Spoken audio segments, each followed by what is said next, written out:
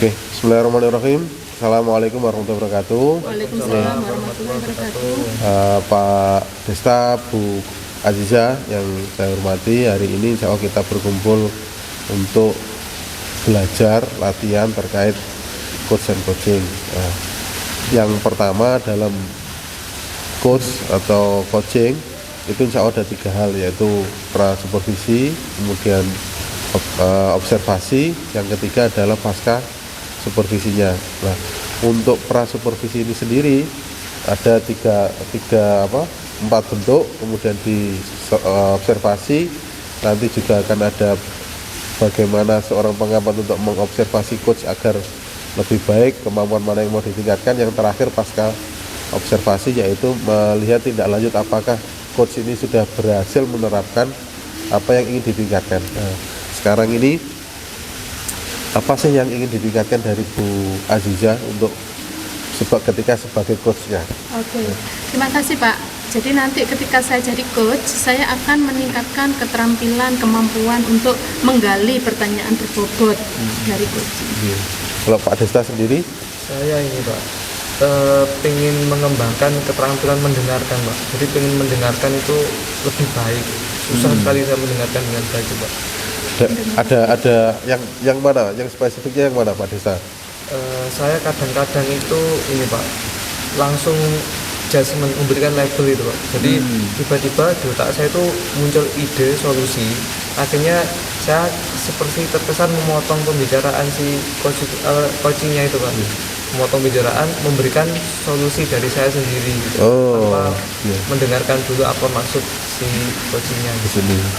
Kalau Bu Aziza sendiri yang spesifik dari keterampilan yang tadi kepingin untuk membuat pertanyaan berbobot, itu dari sisi mananya itu? Iya Pak, jadi mungkin nanti saya lebih menggali bagaimana coach itu mengemukakan pertanyaan yang terbuka.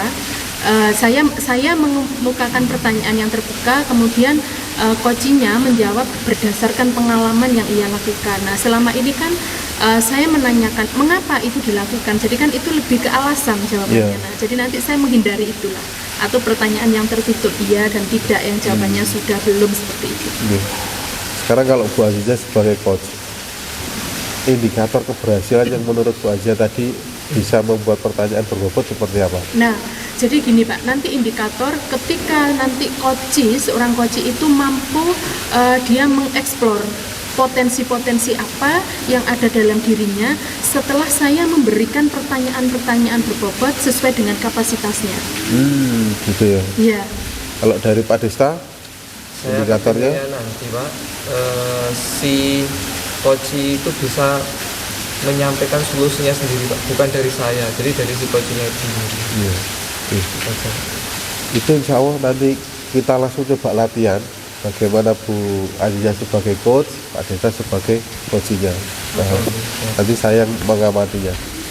Silakan Bu Aziza. Baik. Assalamualaikum warahmatullahi wabarakatuh. Waalaikumsalam warahmatullahi wabarakatuh. Baik Pak Desta, tadi setelah saya melakukan supervisi di kelas Bapak terkait bagaimana Bapak mengajarkan materi PPKN, mata pelajaran PKN, materi penerapan nilai-nilai Pancasila. Nah Pak, tujuan coaching pada siang hari ini yang pertama adalah ingin meningkatkan bagaimana keterampilan Pak Desta untuk mengajar PKN ini nanti penerapan nilai-nilai Pancasila ini lebih baik dari yang hari ini lakukan. Yang kedua nanti bagaimana Pak Desta mengalami peningkatan keterampilan pemahaman pembelajaran yang berdiferensiasi. Nah, terus yang ketiga Pak Desta mampu melakukan hal yang berbeda yang lebih baik dari pembelajaran hari ini. Nah, Pak Desta, menurut Pak Desta pembelajaran yang sudah Bapak lakukan tadi bagaimana kekuatannya atau kelebihannya dan kelemahannya di mana? Terima kasih Bu Bari.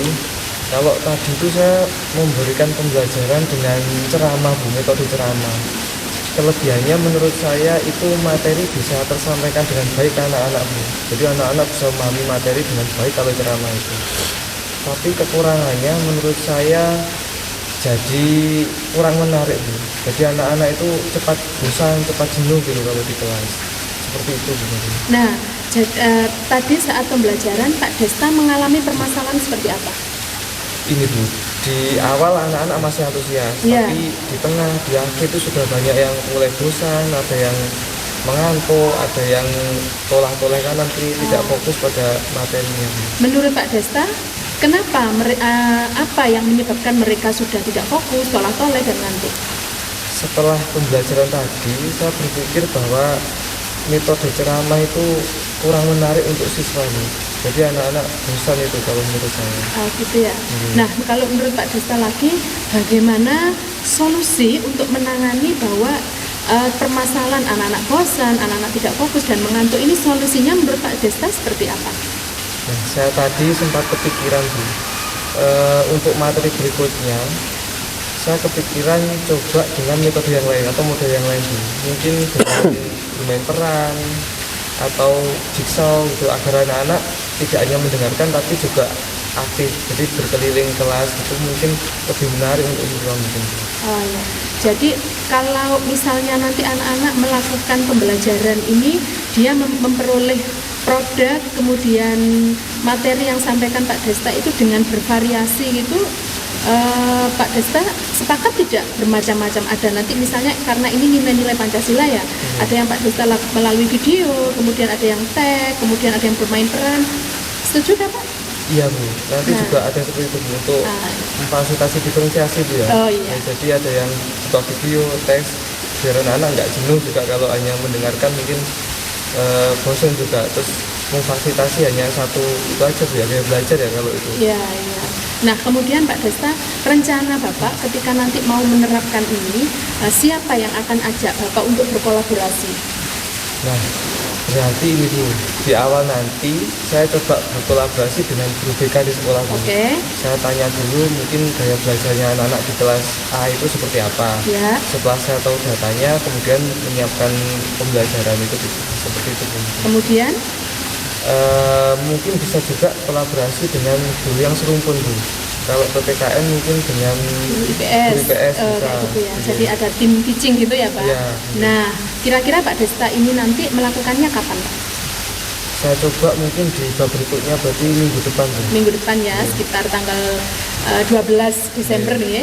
Nah, Pak Desta, menarik sekali Bapak sudah menyampaikan ide-ide kreatif bagaimana melakukan pembelajaran yang berbeda pada saat Pak Desta mengajar minggu depan. Wow, keren sekali nih Pak. Jadi Bapak sangat inspiratif karena tadi ada bermain peran, ada dengan tag, dan ada juga bagaimana siswa dengan ceramah dan memfasilitasi semua gaya belajar. Nah Pak, ini yang paling akhir. Bagaimana Pak Desta memastikan apa yang sudah Bapak tadi, ide dan gagasan yang sudah Bapak sampaikan, kemudian rencananya itu berhasil? Nanti ini Bu, saya harus segera menyiapkan itu di RPP Bu. Ya. Jadi rencana pelaksanaan usaha itu harus disusun sedemikian mulai dari sekarang. Kalau ditunda-tunda akhirnya nggak jadi nanti. Oke, terus yang kedua Pak, untuk memastikan itu? Segera menghubungi teman-teman untuk kolaborasi, Oke. mungkin guru BK, guru Iya. IPS, dan yang lainnya. Oke. Nah, kemudian perlu nggak Pak Desta menyampaikan bagaimana job description teman-teman ini, apa yang harus dia lakukan, tugas-tugasnya mereka? Oh iya, mungkin langkah Oke, ketiga berarti ini, koordinasi ya Pak? koordinasi dengan teman-teman. iya, iya. Nah, itu Pak Desta untuk coaching klinik siang hari ini cukup menarik sekali. Tetap semangat ya Pak Desta. Nah, nanti kalau tanggal 12 saya masuk ke kelas Pak Desta lebih baik pastinya. Nah, terima kasih. Saya mohon maaf ya Pak telah mengganggu waktunya Pak Desta. Saya terima kasih Iya, banyak Bu. sama-sama. Saya akhiri. Wassalamualaikum warahmatullahi wabarakatuh. Waalaikumsalam warahmatullahi wabarakatuh. Alhamdulillah ternyata sudah melakukan praktek coach. Dari Bu Aziza sendiri tadi yang sudah dikembangkan apa saja pada saat melaksanakan coach dengan Pak Desta? Iya, jadi yang sudah saya kembangkan Pak, bagaimana tadi saya menggali pertanyaan yang berbobot, pertanyaan terbuka yang berasal dari Koji, bukan dari saya. Jadi saya menggiring jawaban dari Koji, akhirnya saya ungkapkanlah pertanyaan-pertanyaan terbuka yang akhirnya justru dari pihak Koji sendiri mengungkapkan ide-ide gagasan yang semula mungkin tidak kepikiran ya, ternyata punya ide-ide yang luar biasa. Berarti tadi sudah muncul ya indikator yang Bu Kori. Azizah janjikan atau Bu Kori janjikan sudah muncul ya. Menurut saya kayaknya muncul karena tadi saat saya mengcoaching Pak Desta itu wow keren sekali, ada beberapa ide untuk pembelajaran berdiferensiasi, yang satunya hanya satu gitu. Sekarang untuk kan nanti tanggal 12 katanya mau ketemu lagi. Iya. Apalagi yang mungkin mau Bu Kori sampaikan atau kembangkan untuk pada coach berikutnya? Iya Pak, mungkin nanti presence Pak, bagaimana saya seorang coach itu hadir sepenuhnya kepada coachee, karena mungkin ini yang kompetensi yang ingin saya kembangkan, karena selama ini mungkin karena banyaknya tugas yang bersamaan Pak ya, bisa jadi ketika saya melakukan coach saya nerima telepon atau informasi atau WA, nah ini tidak begitu juga, kadang saya itu sering fokusnya terbelah, jadi ketika ada apa, oh iya saya kepikiran apa, nah ini yang mungkin ingin saya kembangkan, saya harus hadir 100%, saya harus bisa memahami, empati kepada Pak Desta, memposisikan saya sebagai Pak Desta, sebagai coach, sebagai Pak Desta. Alhamdulillah, kalau dari hasil data saya terkait dengan sebelum observasi tadi yang Bu Kori sampaikan, insya Allah sudah terlaksana semuanya. Moga-moga nanti ke depan jauh lebih baik. Terima kasih terkait Pak. kompetensi yang Bu Kori atau Bu Aja mau kerjakan lagi atau kembangkan lagi. Saya rasa cukup Bu Azizah atau Bu Kori, semoga ini menjadi titik awal untuk perbaikan pendidikan di Indonesia. Iya, terima kasih Pak atas ilmu dan masukannya. Sama-sama. Mohon maaf. Oke. Assalamualaikum warahmatullahi wabarakatuh. Waalaikumsalam warahmatullahi wabarakatuh.